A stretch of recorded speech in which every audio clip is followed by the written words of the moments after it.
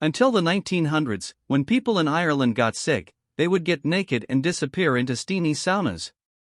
Now, a new project is aiming to uncover these time-worn structures' secrets. Naked and sweaty, they laid inside grass-covered stone igloo-like structures in the remote fields of Ireland.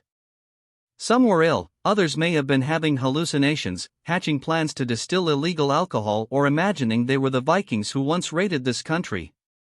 By the time these addled folk emerged from the structures back into the fresh air of 19th-century Ireland, they had been through a jarring mental and physical journey. One that still holds many mysteries. Some people reckoned the cure was worse than the disease. Archaeologist Aidan Hart told me of this sweltering experience, as he stood atop a 150-year-old Irish sweathouse in Kila Sweathouse, an isolated corner of County Leitrim.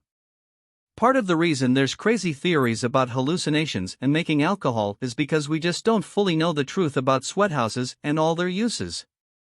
They're a bit of a riddle that we're now trying to work out. Hart is leading the new Leitrim Sweathouse project with Leitrim County Council Heritage Officer Sarah Malone. Malone said their aim was to identify and demystify these time-worn structures, which are scattered across Ireland and were used as a sort of extreme stone sauna from the early 1600s to the early 1900s. She said they had so far recorded more than 100 sweathouses in Leitrim alone, more than anywhere else in Ireland, and a staggering concentration given that this tiny Greater London-sized county is home to fewer than 35,000 people.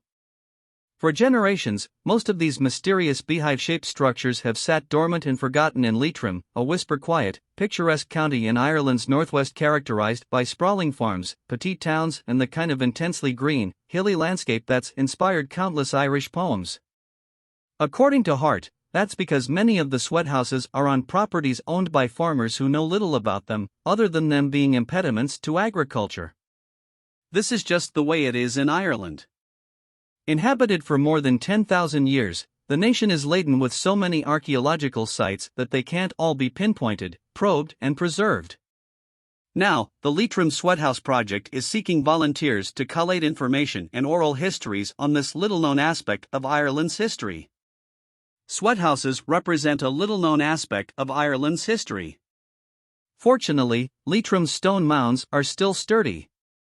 Nothing shifted as I scaled the 2.2 m tall Kila Sweathouse structure to earn striking views of the undulating farmland that surrounds it. It shouldn't cave in, Hart said, cheekily.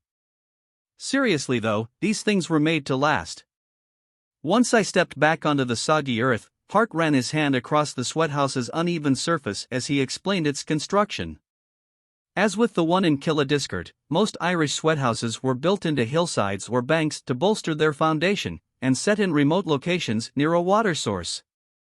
Chunks of uncut rock, each a different shape and size, were carefully piled and then bonded with clay and sod to create a domed structure with a single low entrance, similar in appearance to an igloo.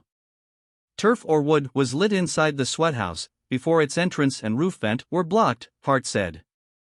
After a few hours, smoke would be released, the embers swept out, and a naked person would crawl into the stifling space and sweat for as long as they could bear. Eventually, they would emerge to cleanse and cool themselves in the nearby stream. Sometimes their condition improved, Hart said. The sweathouse had unfurled its earthen magic. While sweating certainly has proven medical benefits, including helping to improve blood circulation and filter toxins out of the body, according to Dr. Ronan Foley, a leading expert on Irish sweathouses from Ireland's Maynooth University, these naked sauna sessions were often nothing more than a placebo. It would be very reasonable to assume the sweathouse cure did not work all the time or for all people, even for the conditions it was recommended for, so it was never a panacea in that sense, Foley said.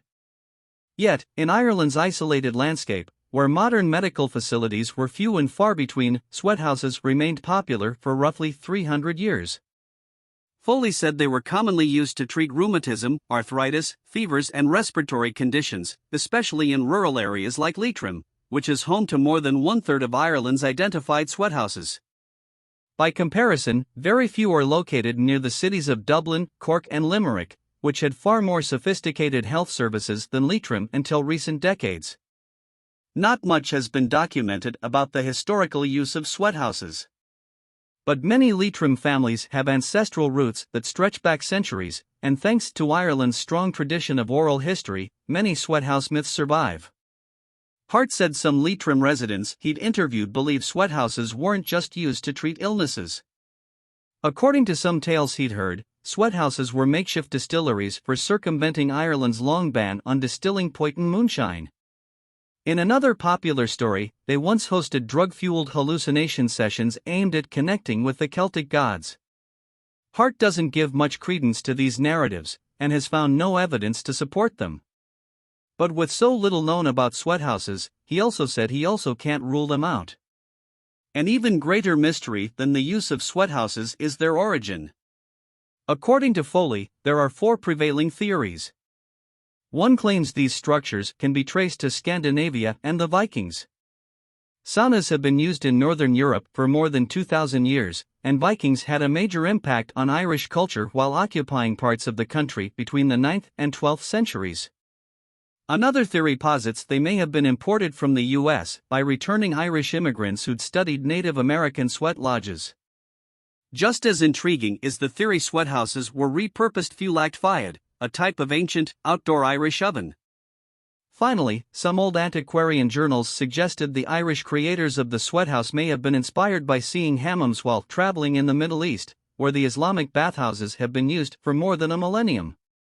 An even greater mystery than the use of sweathouses is their origin.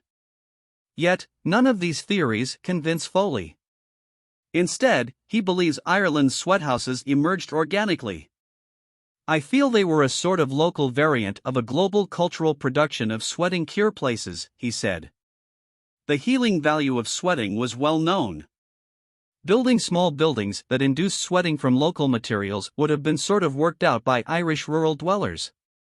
Today, Ireland's ancient sweathouses are valuable artifacts of the country's rural history.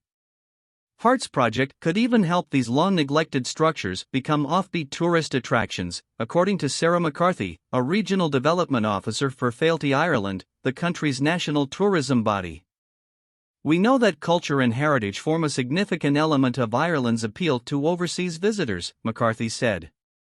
The Leitrim sweathouses and the associated research project reveal a hidden part of our history and heritage, and add to the riches for the visitor to uncover. Hart shares this hope. But as he bent down to peek into the tight opening of the Kila Sweathouse, he conceded most of these structures aren't yet ready to accommodate tourists. While tourists are able to gain direct access to the nearby sweathouses at St. Hugh's Well and Parks Castle, Kila Sweathouse and many others are on private land. Even as an archaeologist, Hart hadn't always found it easy getting permission from landowners to visit other sweathouses. A key aim of the Leitrim Sweathouse project is to gain greater public recognition and heritage protection for these structures. One day, Ireland's sweaty, naked saunas may be renowned, preserved and pinned to a tourist trail. For now, however, they remain enigmatic stone humps hidden in the emerald landscape, waiting for someone to unravel their secrets.